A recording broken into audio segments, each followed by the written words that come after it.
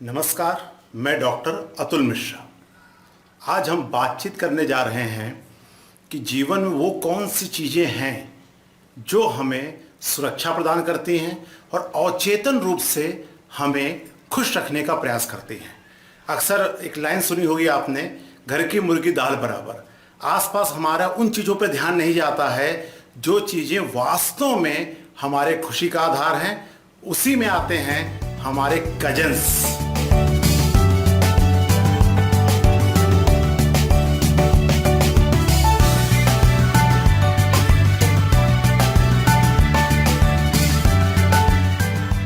हमारे चचेरे, ममेरे, मौसेरे, भाई बहन, और वो पूरी जब से सभ्यता बनी है और हमारा सामाजिक विकास हुआ है, वो मजबूत आधार रहे हैं। और आज हम लोग देखेंगे कि कैसे हम कजन्स को महत्व देकर या कजन्स के साथ तालमेल बैठाकर कैसे जीवन को बेहतर बनाते हैं, और लोग दुनिया में ऐसा कर रहे हैं। महाभारत की कथा हम सबने सुनी होगी। जब लोग महाभारत में बात करते हैं तो मैं कहता हूं कि महाभारत का युद्ध पांडव इसलिए जीते क्योंकि उन्होंने अपने बुआ के लड़के कृष्ण को साथ ले लिया था।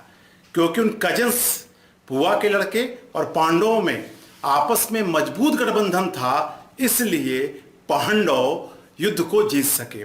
वहीं दूसरी ओर दुर्योधन इस बारे में असफल रहा। इसलिए मैं जब अपनी दृष्टि से बात करता हूं कि महाभारत का पूरा युद्ध इस बात पर डिपेंड कर गया था कि पांडवों का अपने कजन्स के साथ कैसा संबंध रहेगा। और आज के दुनिया में जहां बहुत तेजी से बदलाव हो रहा है, अचानक नए तरह के संकट भी आ सकते हैं, उसमें इस तरह के जो कजन्स के संबंध हैं, ये जो हमारे सगे संबंध नहीं माना जाता इसको, उनको मजबूती देना बहुत जरूरी हो गया है। इसका बहुत छोटा सा लॉजिक है।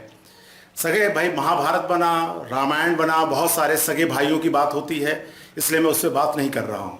लेकिन रोचक बात यह है कि सगे भाई बहनों में एक संकोच होता है, एक मर्यादा होती है, बहुत सारी चीज़ें सम्मान से जुड़ी होती हैं। लेकिन जो कजन्स का संबंध है वो इस बात की छूट दे देता है। पहली बात क्या आती है, उनमें खुल के बात करने की स्थिति होती है। वो अपने सुख दुख आराम से बांट सकते हैं, कोई संकोच नहीं होता है, और ज़रूरत पड़ने पर जो है वो मित्रवत भी व्यवहार करते हैं। इससे कहा जाता है, जब मैं ध्यान से सोच रहा था, मैंने कहा कि अगर कजन्स को देखा जाए तो कजन्स में दो चीज़ें एक साथ होती हैं। एक तो ये होता है कि उसमें भाई बहन का प्यार होता है, और दूसरी तरफ थोड़ी सी जो दूरी है वो मित्रता का भी अनुभव कराती है। इसलिए अगर मेरा अपना मानना है कि सबसे ज़्यादा पावरफुल मित्रता किसी में हो सकती है तो वो कजन्स के बीच ही हो सकती है, क्योंकि उसमें दोनों का स्वाद होता है। इससे सगे भाई बहन का भी स्वाद मिलता रहता है, और दूसरा थोड़ी सी दूरी होने के कारण मित्रता का भी रहता है। इसलिए अगर आपके अपने अपने जीवन को बहुत बेहतर बनाना हो और आपको खुशी खुशी जीना हो तो आपको इन संबंधों को अहमियत देना चाहिए। जब मैं साहित्य में जाता हूं तो मुझको अग्गे सच्चिदानंद हीरानंद वात्स्यायन अग्गे मेरे प्रिय साहित्यकार भी रहे हैं। उनकी रचनाओं में इस संबंध को बहुत प्यारे ढंग से रखा गया है। जैसे उनकी शेखर एक जीवनी है, वो दो उपन्यास जो है बड़ा, उसमें बहुत अच्छे संबंध शेखर की अपनी बहन के साथ है, जो चचेरी बहन है, उसके साथ उसका बहुत टूट रिश्ता है, और वो धीरे धीरे पूरी कहानी उसी संबंधों के आगे बढ़ती है। इतने नहीं, अगर उनकी आप बहुत सारी कहानियां रोज कहानी पढ़ें, वो दर्द समझता है। वो अपने जो चचेरी बहन जब उससे मिलने जाता है तो उसको लगता है कि यार मेरी चचेरी बहन बहुत पढ़ती थी, लिखती थी, आज इसका जीवन जो है इसे इतना उदासी भरा कैसे हो गया। कभी मौका मिले तो मैं रोज पे बात करूंगा। तो ये ऐसा क्यों सोच पाया? शेखर अपनी किताब शेखर जीवनी में लिखते हैं, क्योंकि जो कजन का जो संबंध है उसमें एक उदात्तता होती है, एक बहुत ज़्यादा संकोच नहीं होता है। वो अपनी बात एक दूसरे से कह सकते हैं, और ये उस संबंध की को पावरफुल बनाती है।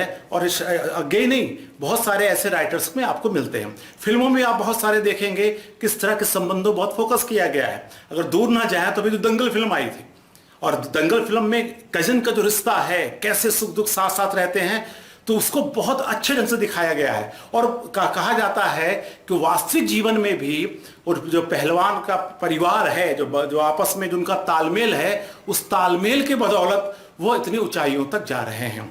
इतने नहीं, आपने बहुत सारा शायद कबीर का ना, यह घर प्रेम का खाला का घर ना है, मतलब जो बुआ का घर है वो कोई भी आ जा सकता है। इस तरह के संबंध सौहार्दपूर्ण रहते हैं। उसी तरह आपने जो अटूट जो रिश्ता समझा होगा वो मौसेरे भाई का, इसे भले मजाक में कहा जाए कि चोर चोर मौसेरे भाई। यहाँ पर अगर इसको पॉजिटिव सेंस में लें कि सबसे अटूट संबंध किसका होता है कि मौसेरे भाई का। तो मौसेरे भाई, मेरे भाई बहन, ठीक, चचेरे भाई बहन, इन सब का जो संगठन बनता है वह जाकर एक बहुत अच्छी दुनिया बनाता है जिसकी ओर आजकल हमारा ध्यान नहीं जा रहा है। आज एकल परिवार होना, अपनी रोजी रोटी का होना, किसी पे डिपेंड ना होना, तो इतने हम संकुचित हो गए हैं कि आसपास इतने प्यारे संबंध हैं उनको जीवंत नहीं कर पा रहे, उनको बहुत लंबे समय तक नहीं ले जा पा रहे। जिसके कि बहुत सारे उदाहरण मेरे पास तो हैं, लेकिन मैं 2 निगेटिव 2 पॉजिटिव उदाहरण देता हूं। एक केस है मुंबई का राजन काल का। उसने स्थिति तब बिगड़ गई जब घर वालों को अचानक एक दिन पता चला कि वो स्मैक पीने लगा है, और घर वाले कहने लगे हमें पता नहीं चला वो कब स्मैक पीने लगा और कब वो ऐसे लोगों का साथ देने लगा जो कि देश के विरुद्ध काम करते हैं। तो उसमें बड़ा स्टडी हुई कि वो अकेले अकेले रहता था, घर में परिवार है, बड़ा भाई भी है, लेकिन कोई उसका ऐसा साथी नहीं था परिवार में जिससे रोज संवाद करता हो। कल्पना करें अगर उसके कजन आसपास से अटूट संबंध रखते, लगातार तालमेल नहीं होते, तो बड़े भाई को भले ना पता चले सके बड़े भाई को, लेकिन कजन्स को आपस में पता चल जाता है इसका कहाँ उठना बैठना है, किससे जुगाड़ है या किस तरह की संगति में है, उस तरह का है। इसी तरह एक दिल्ली का मामला आया था कि वो शादी के बाद एक महिला थी, अचानक उसके पति को हार्ट अटैक हुआ और वो समझ ही नहीं पाए वो क्या करें, वो खुद तीसरी मंजिल से कूद गई। और बाद में जब चर्चा आया कि बस उसको लगा मैं किससे बात करूं, ऐसी स्थिति देखी नहीं थी, वो अकेले घर में पड़ी बड़ी थी और उसने कहा कुछ ऐसे रिश्ते आसपास होने चाहिए, समाज शास्त्रियों ने कहा, जिससे वो अपने दिल की बात रख सके बिना इस संकोच के। तो इस तरह की बहुत सारे चीजें को हम होने से बचा सकते हैं, एक अच्छे जीवन की ओर बढ़ सकते हैं यदि हमारे इस तरह के चचेरे ममेरे भाइयों का संबंध, बहनों का संबंध और बेहतर हो सके। इसका उदाहरण मैं एक राजनेता का ले सकता हूं, बहुत बड़े लीडर हैं। जब उनसे पूछा गया कि अगली पीढ़ी आपकी राजनीति में अच्छा करेगी या खराब करेगी, आप किस बात पर डिपेंड करते हो, तो उन्हें बहुत कायदे की बात कही। उन्होंने कहा कि अगर मेरा बेटा अपने चचेरे भाइयों के साथ, अपने कजन्स के साथ संबंध बना ले गया तो मेरी गारंटी है कि वो सफल हो जाएगा। और उन्होंने कहा मेरी सफलता का राज ये था कि मैं परिवार के सभी भाई बहनों जो मेरे कजन्स हैं, कुछ भी हो मैं उनको साथ लेके चलता रहा, ये मेरी पावर है। और ये बात हम सबको पता है, राम ने लेके जरूरत नहीं है पूरा। इसी तरह अगर आप देखें तो बड़े हीरो ग्रुप्स को देखें, टाटा एंड सन्स को देखें, ये ऐसा नहीं कि एक परिवार है, ये कजन्स का ग्रुप है। भले उसके बाप दादा एक रहे हों, लेकिन बाद की पीढ़ियों ने अगर समझदारी की और समझदारी के साथ आपसी तालमेल बैठा ले गए, आज जाकर वो बहुत सारी ऊंचाइयों पर हैं। तो कहने का मतलब है आप चाहे अकेला जीवन जी रहे हैं, एक साधारण से नौकरी वाला जीवन जी रहे हैं, उसकी खुशियों के लिए भी, और आपको अगर बड़े काम करने हैं उसके लिए भी आपको अपने आसपास के भाई बहनों के साथ एक अच्छे तालमेल के साथ आगे बढ़ने की आवश्यकता पड़ेगी। मेरे एक मित्र हैं रमेश जैन, वो मैं एक बार ग्वालियर में क्लास लेने गया था, वहां से लौट रहा था तो ट्रेन में मुझको मिल गए, और सौभाग्य हमारा ये था कि RAC सीट थी, तो हम लोगों को बात करनी थी।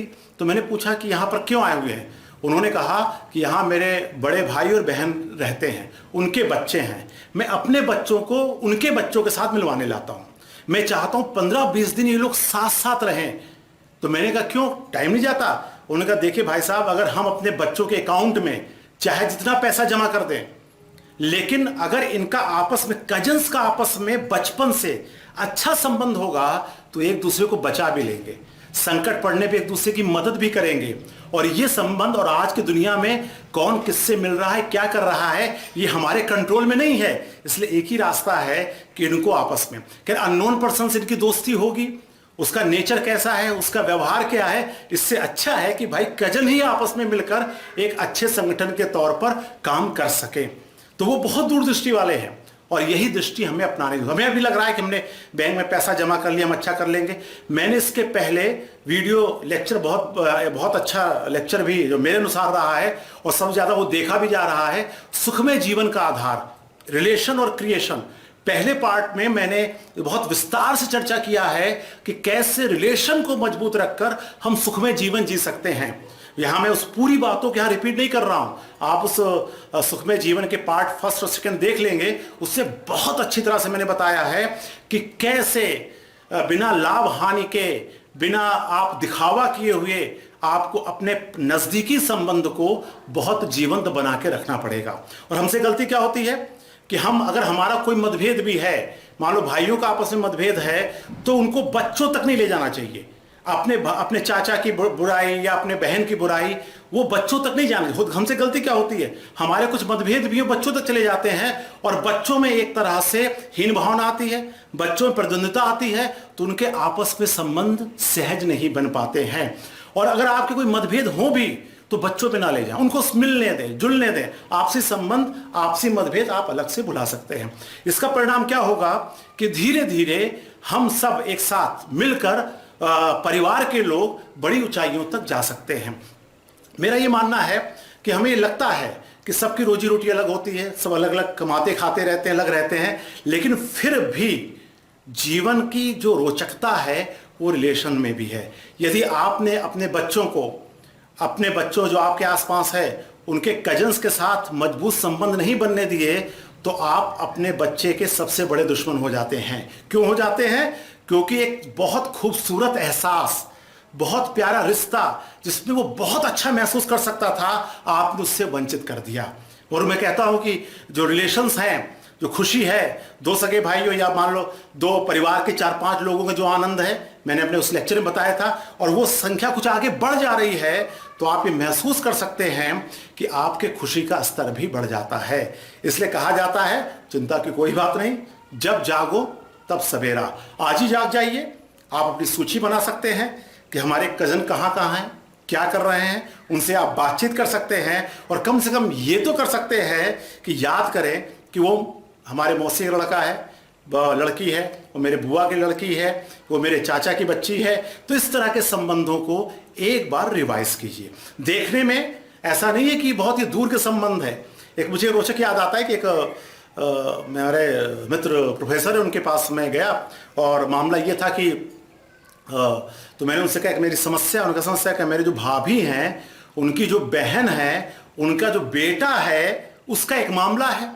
तो मजाक में हंस दिए, कहने यार भाभी की बहन के बच्चे के लिए इतना लंबा रिश्ता क्यों परेशान हो।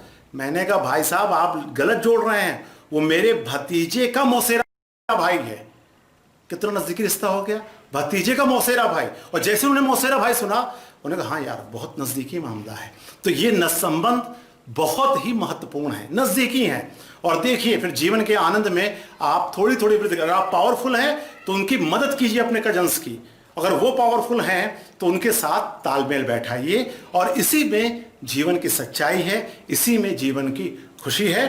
तो मुझे लगता है कि अगले वीडियो लेक्चर में मिलने तक आप अपने सभी कजन से बातचीत कर चुके होंगे और एक बार कम से कम आगे कोई दिन मिलने का वादा कर चुके होंगे। धन्यवाद, नमस्कार।